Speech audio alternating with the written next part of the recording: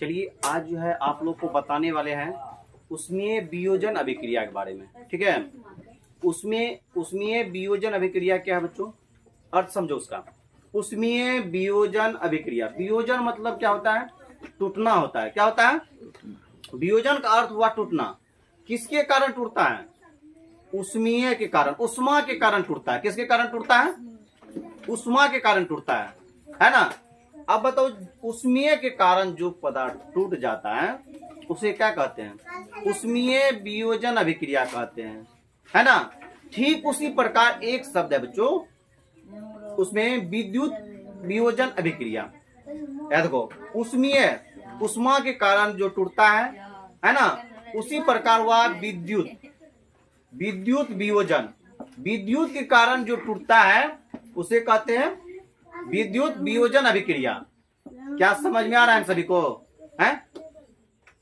उष्मीय क्या कैसे बताएं, उष्मीय बच्चों, उष्मीय के कारण जो पदार्थ टूट जाता है उसे कहते हैं उष्मीय वियोजन अभिक्रिया। और विद्युत के कारण जो अभिक्रिया, जो पदार्थ टूट जाता है उसे क्या कहते हैं, विद्युत उष्मीय क्या है, विद्युत वियोजन अभिक्रिया। जिससे यहां पर ध्यान दो बच्चों, उष्मीय वियोजन अभिक्रिया। देखो, वियोजन जो होता है किसके कारण, उष्मीय के कारण। उष्मीय के कारण क्या है, टूट जाता है ना। वैसी रासायनिक अभिक्रिया जिसमें कोई पदार्थ उष्मा के कारण टूट जाता है। किसके कारण, उष्मा कारण। यहाँ जैसे बच्चों PbNO3 उष्मा, देखो यहाँ पे क्या है, ये उष्मा गया, उष्मा के कारण ये 3 भागों में टूट गया। किसके कारण टूटा, उष्मा के कारण टूटा, है ना। सेम उसी प्रकार इसका विपरीत कर देते हैं, विद्युत वियोजन अभिक्रिया। वियोजन जो हुआ किसके कारण हुआ, विद्युत के कारण। विद्युत के कारण क्या हुआ, ये टूट गया। वैसी रासायनिक अभिक्रिया जिसमें पदार्थ विद्युत के कारण टूट जाता है उसे क्या कहते हैं, उसे क्या कहते हैं बच्चों, विद्युत वियोजन अभिक्रिया। क्या समझ में आ गया सभी को, अगर आ गया है फिर चलते हैं नेक्स्ट क्वेश्चन में बच्चों। अब आ गया है बच्चों, अब क्या हुआ कि प्रकाश रासायनिक अभिक्रिया। क्या हुआ बच्चों, प्रकाश रासायनिक अभिक्रिया।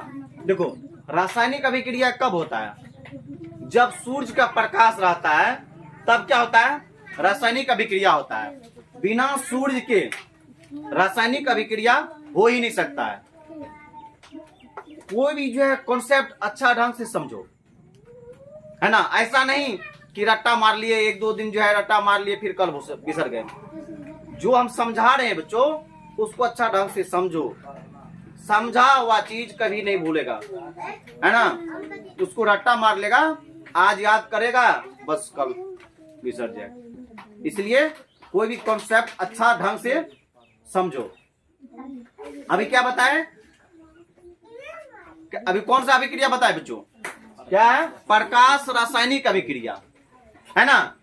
ये प्रकाश की उपस्थिति में ही, प्रकाश की उपस्थिति में ही क्या होता है, प्रकाश रासायनिक अभिक्रिया होता है। बिना प्रकाश, सूर्य अगर नहीं रहा तो क्या होगा, प्रकाश रासायनिक अभिक्रिया नहीं होगा। इसलिए रासायनिक अभिक्रिया होगा ही नहीं, इसलिए प्रकाश का होना जरूरी है ना। उसके बाद है ताप अभिक्रिया।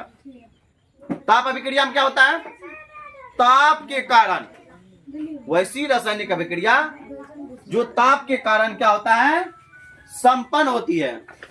क्या होती है, संपन्न होती है ना। देखिए यहाँ पे क्या है, प्रकाश रासायनिक अभिक्रिया क्या है, डिफिनेशन लिखा दिए हैं, वैसी रासायनिक अभिक्रिया जो सूर्य के प्रकाश की उपस्थिति में संभव हो उसे प्रकाश रासायनिक अभिक्रिया कहते हैं। जैसे बच्चों यहाँ पे लिखा दिया है AgCl, इसका अर्थ तो कोई नहीं, AgCl क्या हुआ, इसके बारे में तो कोई नहीं जानता होगा, सभी को पता है लेकिन याद नहीं किए हो। सिल्वर क्लोराइड हुआ ये, है ना। ये जो देख रहा है सनलाइट, क्या है, इसको बोलेंगे सनलाइट, मतलब सूर्य का प्रकाश। ये जो है बच्चों सनलाइट, सूर्य के प्रकाश जो इसमें जो है सूर्य के प्रकाश से अभिक्रिया करता है तब जो है दो भागों में बढ़ जाता है, Ag और Cl। समझ गए ना? चलो अब है ताप रासायनिक अभिक्रिया। ताप रासायनिक अभिक्रिया हुआ कि वैसी रासायनिक अभिक्रिया जो ताप के कारण क्या है संपन्न होती है, उसे ही क्या कहते हैं? ताप रासायनिक अभिक्रिया कहते हैं। इसमें से कितने बच्चे को समझ में आ गया है? चलिए, समझ में आ गया है?